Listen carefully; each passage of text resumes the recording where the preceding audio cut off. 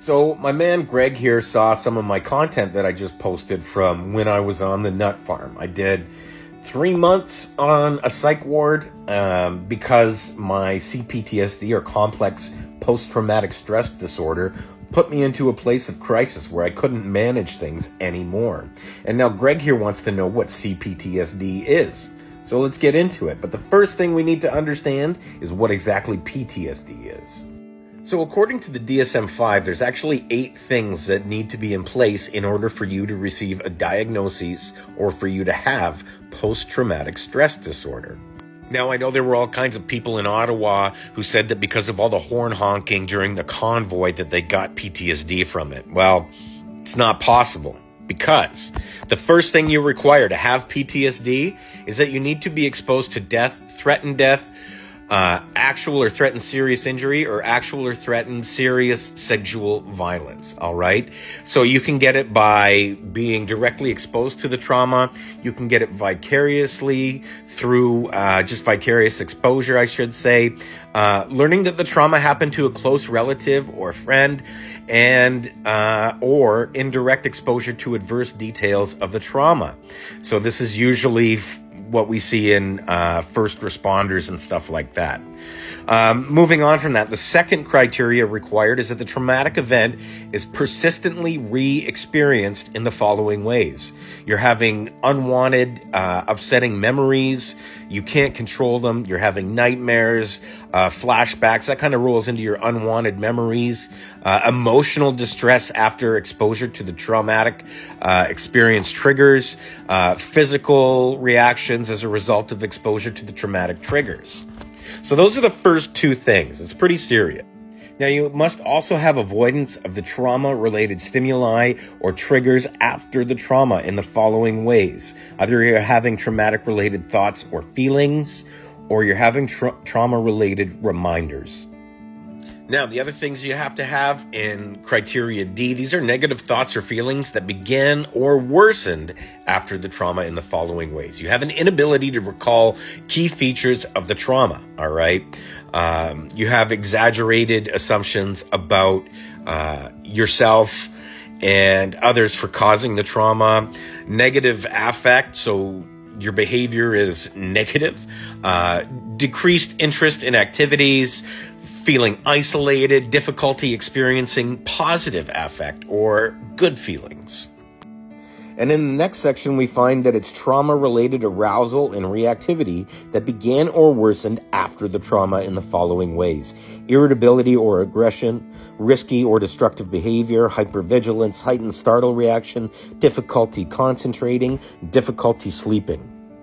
And now the last 3 requisites for a diagnosis of post-traumatic stress disorder. The symptoms have to last for more than 1 month. The symptoms create distress or functional impairment, meaning that you're not able to function socially or in your occupation, stuff like that. And the last one being that symptoms are not due to medication, substance use, or other illness.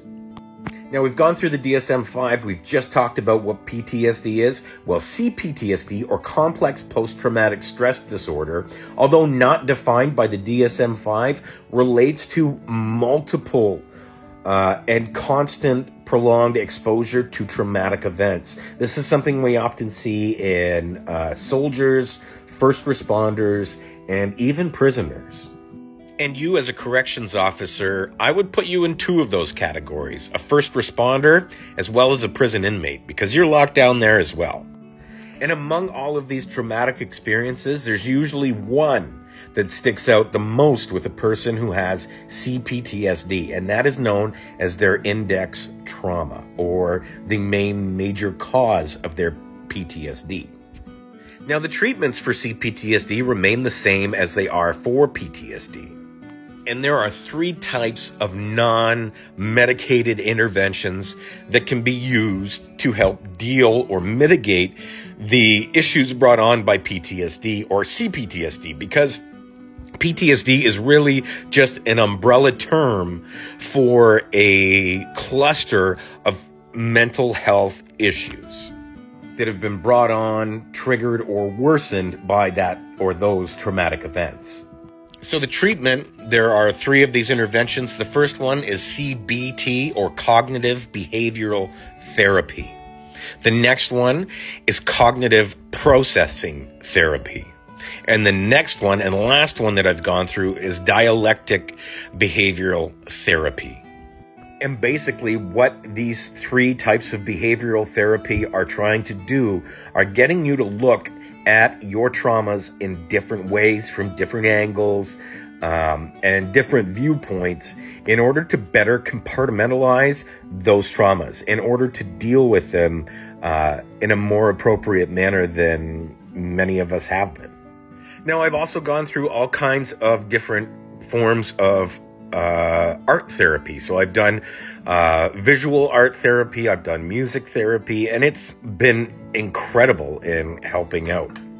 Now, there are also all kinds of other little tools and tips and tricks you can use to manage your symptoms of PTSD or CPTSD. This can be something as simple as breathing exercise, things called body scans, or you can get into cognitive diffusion, which is another great way to help deal with your PTSD, CPTSD symptoms. Now, there's also a number of medical or medication interventions that people use to deal with CPTSD and PTSD. I used everything from antipsychotics to SSRIs. I'm on a script for medical marijuana, and I'm also on a script for something called ketamine, which is basically a fucking horse tranquilizer, but it works. Now, if you meet the requirements in your own, like if you're running a self sort of evaluation based on the DSM-5, if you have anything close to that, go talk to somebody, go get help. CPTSD and PTSD, the symptoms, the mental health issues you get as a result of that are very dangerous. Leads to suicide, addiction, homelessness, all kinds of shit that is not good, all right? So you need, if you are experiencing this, please reach out, get help. There is a great website and app that I use called 7 Cups, and I've used it since going into therapy, all right? I'll put the web link right down below me, right here, right now. It's free, 24/7 mental health assistance in any language, and it's private and it's free. Use it. If you're struggling, don't be afraid to reach out for help. It's time you start saving yourself. Now, lastly, I would recommend a book to anybody wanting to know more about PTSD or understand it, or CPTSD even. Check out this book, Waiting for First Light. It was written by one of my least favorite Canadian soldiers, General Romeo Dallaire. And my wife said that I've never read the book. I just understand that it helped my wife get a better understanding of what I was going through, what I was experiencing, what I had experienced, what I had done in my time as a soldier and as a cop, and how it's mentally affected me. Once again, it's Waiting for First Light by Romeo Dallaire. Check it out.